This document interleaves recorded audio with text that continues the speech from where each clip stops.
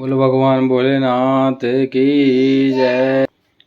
तो भक्तों, आज हम पंचम युद्ध खंड के 90 अध्याय से प्रारंभ करेंगे, जहाँ कल तक हमने भगवान शंकर के युद्ध की तैयारियों के विषय में कथा का श्रवण किया था। आज हम त्रिपुर संहार के लिए शिव यात्रा से कथा का प्रारंभ करेंगे।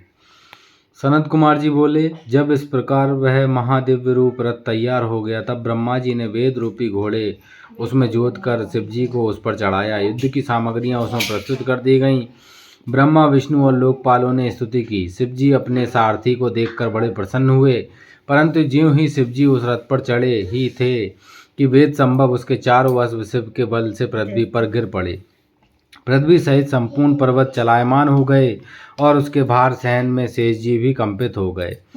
तब धर्म वृषेंद्र ने आकर रथ को उठाया और ब्रह्मा जी हाथ में चाबुक ले घोड़ों को उठाए। ब्रह्मा जी के उठाने से वे वेद में घोड़े उठकर शिव जी सहित रथ को लिए हुए आकाश में जा लगे और कुछ भी विलंब ना हुआ। वे शीघ्र ही तीनों पुरों के सम्मुख जा पहुँचे।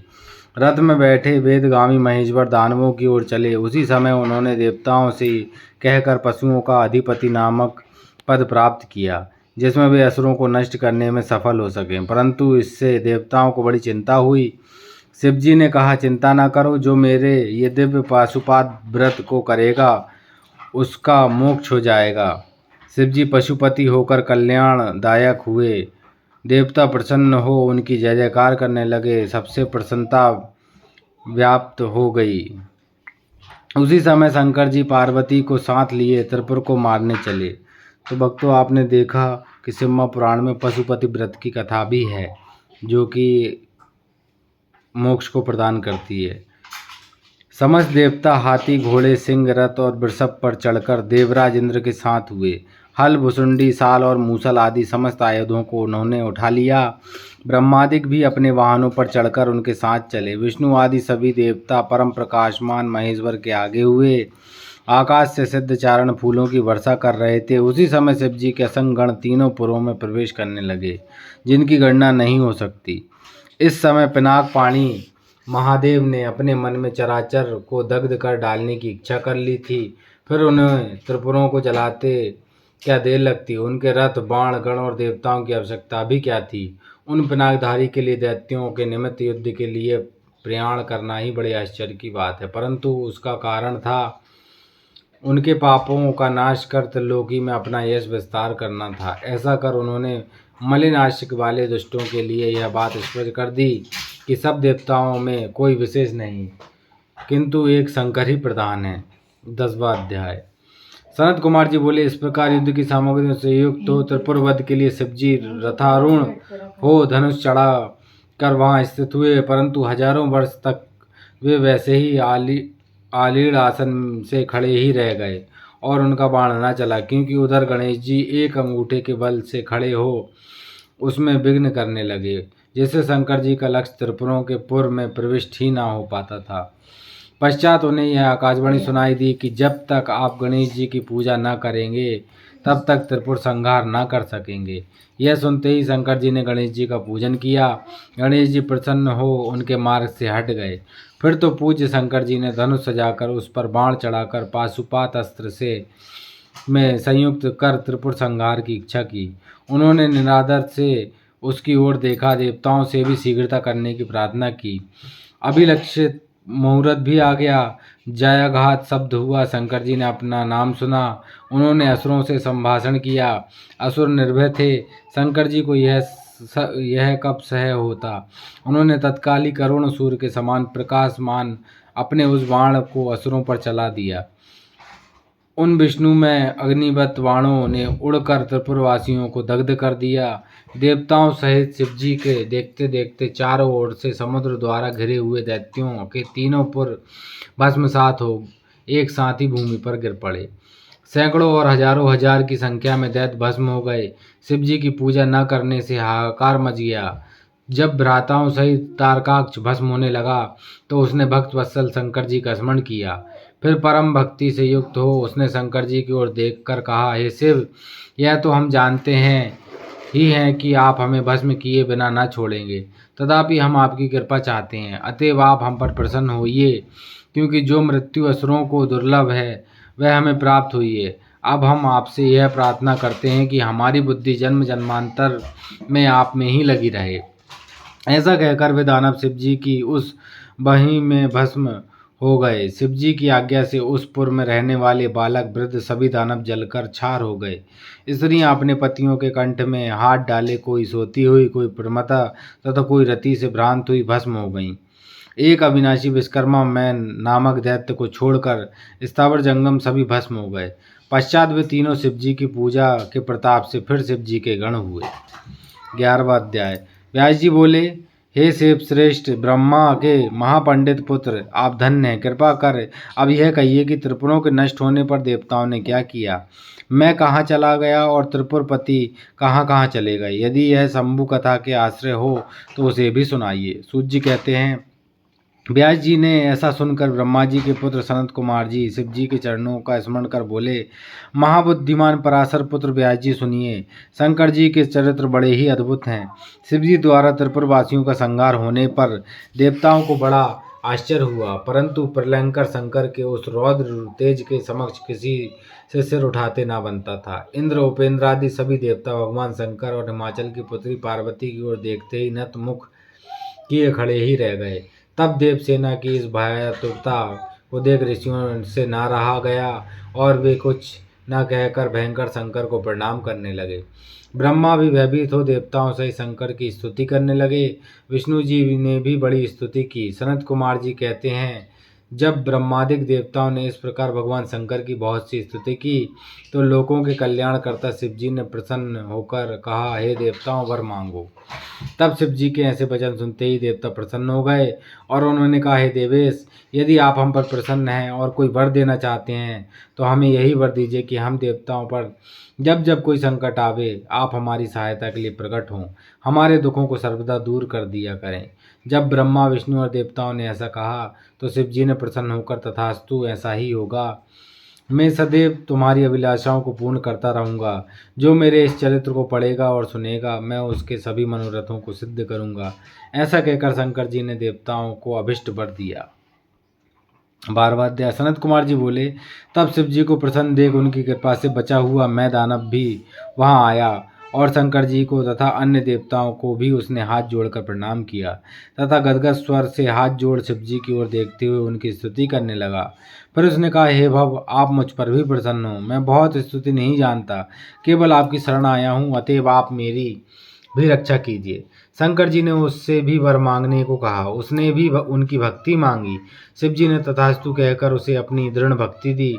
वह परमात्मा शंकर जी को प्रणाम कर उनकी आज्ञा से वितल लोक में वास करने चला गया।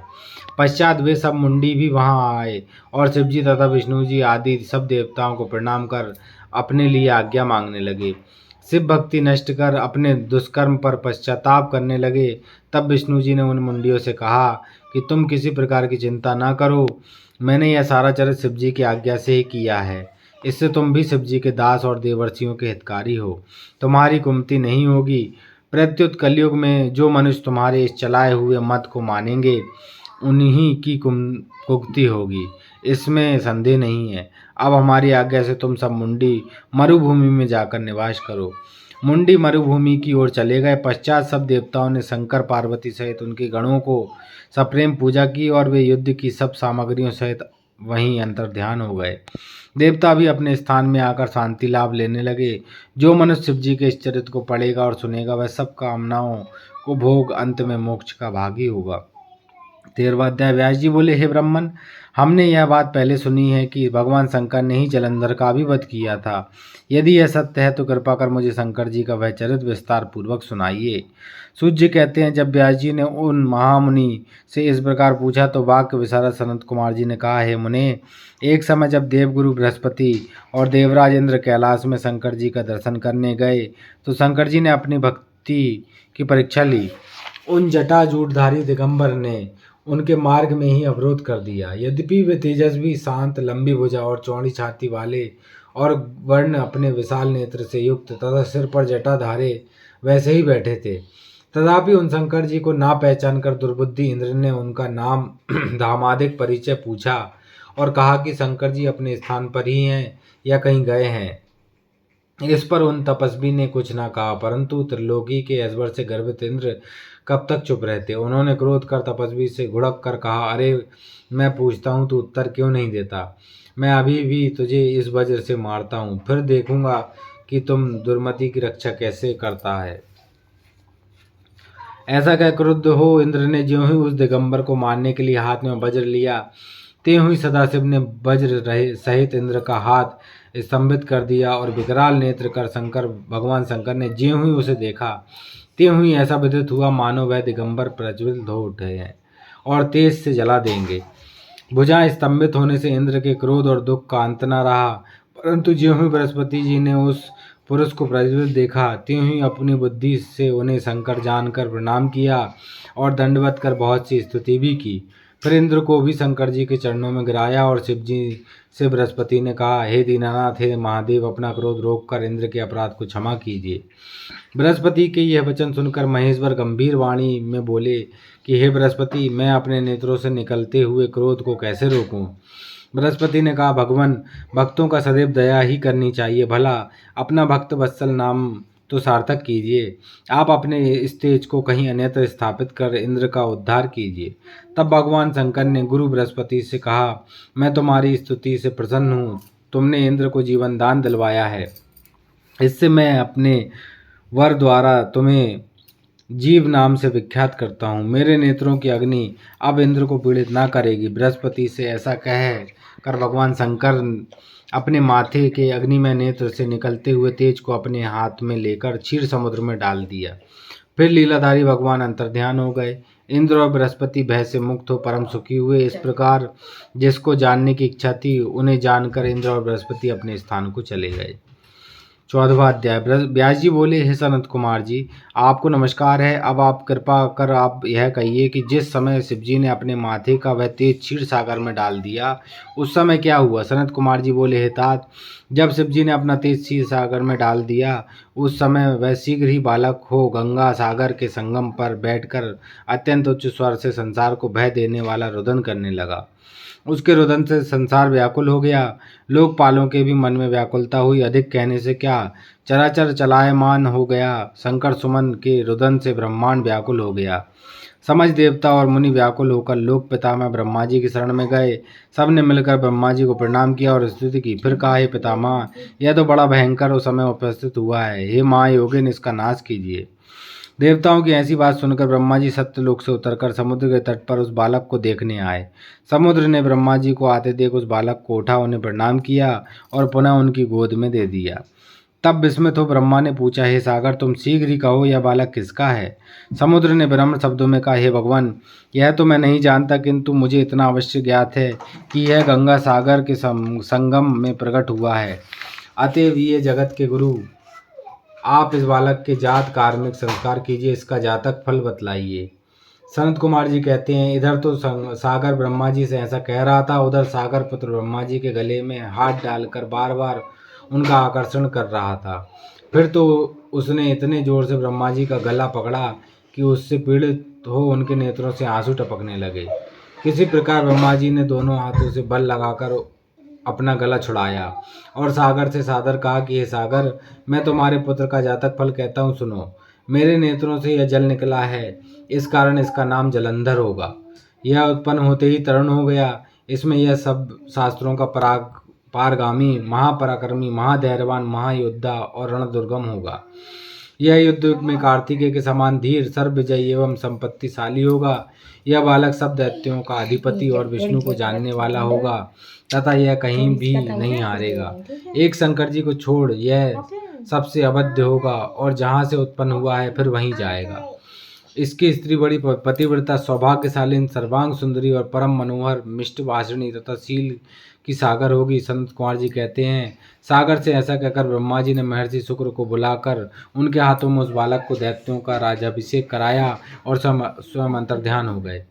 फिर तो उसे अपने घर बालक को देख समुद्र बड़ा ही प्रसन्न हुआ और उसे साथ लेकर अपने घर गया। कितने ही उपाय से उसका पालन कर पुष्ट किया। फिर काल नेमि की नामक असुर को बुलाकर उसकी वृंदा नामक कन्या से सविधि ब्याह करा दिया। उसके विवाह से बड़ा उत्सव हुआ। नद नदी और सब असुरों को बड़ा सुख हुआ।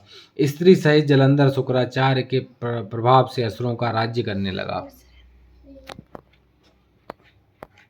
तो भक्तों, आज हमने पंचम युद्ध खंड में 14वें अध्याय तक की कथा का श्रवण किया, जिसमें हमने जलंधर के जन्म की कथा का श्रवण किया। इससे आगे हम जलंधर से भगवान शंकर के युद्ध और उसे किस प्रकार भगवान शंकर ने वध किया, इसकी कथा हम कल श्रवण करेंगे। तो हमारी कथा में बने रहने और हमारे चैनल को लाइक करें, सब्सक्राइब करें। ऐसी ही भगवान शंकर की कथा सुनने के लिए हमारे चैनल पर बने रहें। तो बोलो भगवान भोलेनाथ की जय।